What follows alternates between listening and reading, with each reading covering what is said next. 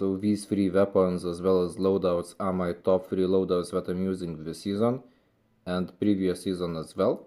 And I just wanted to make a video just to like analyze the situation, why they are in my top 3. Because maybe you might learn something from this.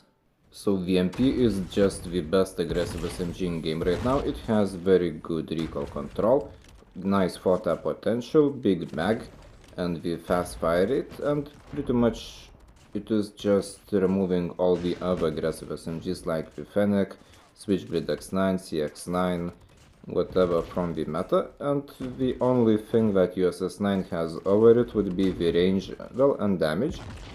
But like now, why VMP is in my more used weapon slot? Basically because I lead a match in like Shoot House, Nuketown, Summit, some other matches with VMP. And then only if I notice that I need the extra range, I switch to the USS9. Because the extra range is not always needed, and so by just simply using VMP, I can get more value from the aggressiveness and big mag, because like I said, like range is not a crucial necessity when you're playing aggressively. And if I led with USS9 first, I would not know if I need the range or not. And so once it becomes clear that I need to have better range or accuracy in small maps, or like in maps like for instance firing range or the standoff, which are not that good for VMP in my opinion, I would use USS9 instead, like from the start. So it is like either a switch weapon or a gun that I use in kind of like mid-sized maps. And in that case I just get better range value, I get good damage. It also has really nice mobility, and I'm using lightweight pack to have faster sprinting, because again in bigger map I want to sprint more, like move faster. Meanwhile the MP I have a Skulker for better strafing. So because it is my primarily small map weapon and loadout. And when I see people using VMP in Diesel, I mean, you can do it, you can camp in some corners with it, but I think that it is just silly. Like, you should be using proper guns for proper maps. Or if you see that like range isn't enough, you switch. Or and if you have too much range, then you can switch back, I guess. But yeah, and USS9, well, I really liked it when it was released. Now I cannot even see that I got bored of it, but I think that VMP, it might just be a better choice often, like in maps where I would use either one or the other, with some exceptions that I talked about earlier. But it's of course still good at the moment. And finally the XM4, so if I notice that USS9 is not having enough range, I switch to this one, like in firing range, in standoff, etc.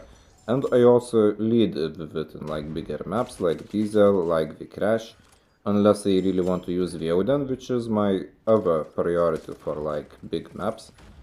Because Odin, it has really good damage, but it does not have as good of a mobility as XM4 does. And since my playstyle is pretty versatile, like I do OBG, I do spawn control, and I do slaying as well. So good mobility for me is a really nice needed thing. And also when I'm playing with the Odin, it does not have good mobility, and if my teammates are bad and they don't go to OBG on time, it is just hard for me to rotate properly, like, because the weapon is slow. And I do have equalizer for better mobility, but like still.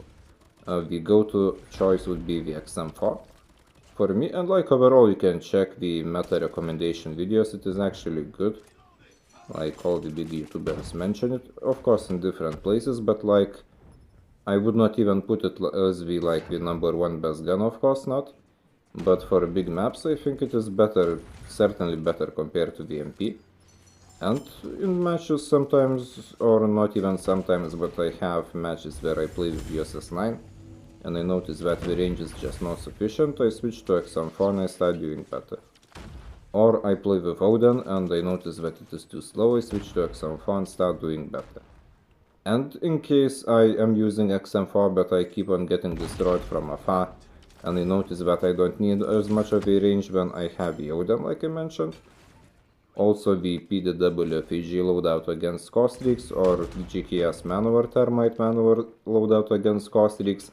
They both have Cold Blooded also, but like those are like my emergency loadouts, and these three are just the main ones.